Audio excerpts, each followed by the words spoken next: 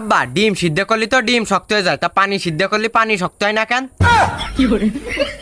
তুই যদি আজকে আর একটা কথা কইস নে তা তোরেই আমি সিদ্ধ করে ফেলবানে। আর আব্বা সূর্য তো দিনে মানে ওঠে আর চাঁদ তো রাত্রিরে ওঠে। হ্যাঁ ওরা দুইজনে একসাথে উঠতে পারে না? ওকে দুইজনের মধ্যে কি ঝগড়া? হ্যাঁ, ওকে ডিভোর্স হয়ে গেছে, তুই যাই মিটমাট করে দেশকে যা। আচ্ছা আব্বা বাদ দাও। দিলাম। আব্বা চা তো গরম বুঝলে ওর মধ্যে ধুমা ওড়ে, আইসক্রিম তো ঠান্ডা তা ওর মধ্যে ধুমা ওড়ে কেন?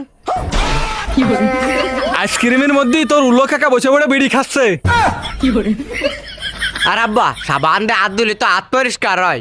হুম, রেশমা সাবান নোংরা হয়, তা সাবান দিয়ে পরিষ্কার করে কিটা? মনে হয় বৃষ্টি চলে আসে তোর কথা শুনে। বারান্দায় আয়, বারান্দায় আয়। আব্বা আর একটা কথা শুনবা তো শোনো শোনো, আর একটা কথা শোনো। ক।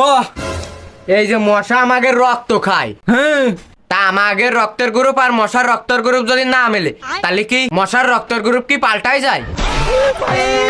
মশার রক্তর গ্রুপ পাল্টাই কিনা জানি নে, কিন্তু তোর এই কথা শুনে আমার প্রেশার হয়ে যাচ্ছে হাই। আরে হাই প্রেশার নে তোর আমি এই রাম মারবো, তোর রক্তর গ্রুপই পাল্টাই যাবে।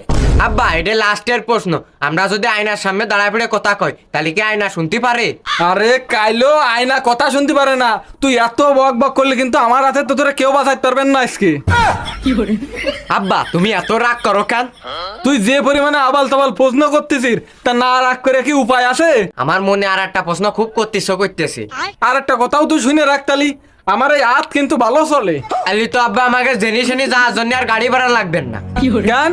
তুমি তো করছো তোমার হাত ভালো চলে, তোমার হাতের পরে ওইটা জেনে যাওয়ার ইচ্ছা